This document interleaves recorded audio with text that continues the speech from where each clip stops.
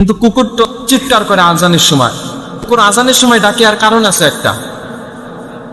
একটা কারণ আছে যে যখন আজান হয় শয়তান, এমন আছে হাদিসের মধ্যে, শয়তান বায়ু ত্যাগ করতে করতে পালায়।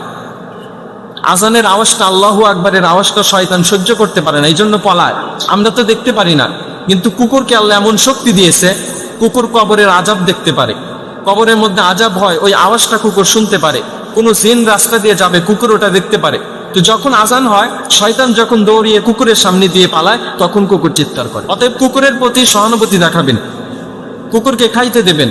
কিন্তু দুঃখজনক হলো সত্য, আমার বাংলাদেশের কিছুদিন আগের একটা ঘটনা, খান জাহান আলী মাজারে ওই পুকুরে অনেক কুমির থাকে।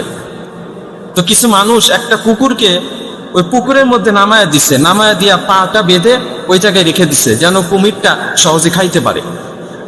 ভিডিওটা অনেকে দেখছেন, দেখেন নাই, ইন্টারনেটে এটা ভাইরাল হয়ে গেছে।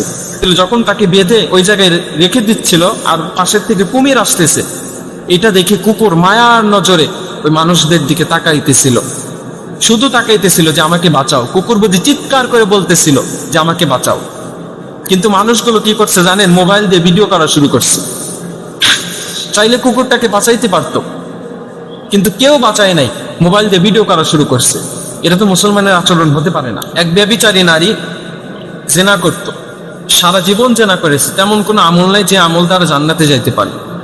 একদিন রাস্তা দিয়ে যাচ্ছে একটা কুকুর, তৃষ্ণার্ত কুকুর।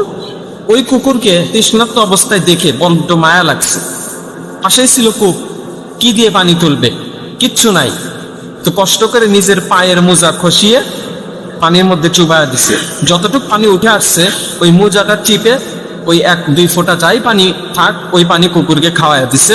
কুকুরটা সুস্থ হয়ে গেছে। ওই মহিলাকে আল্লাহ তামাম জীবনের গুনাহ মাফ করে জান্নাতের সার্টিফিকেট দিয়ে দিছে।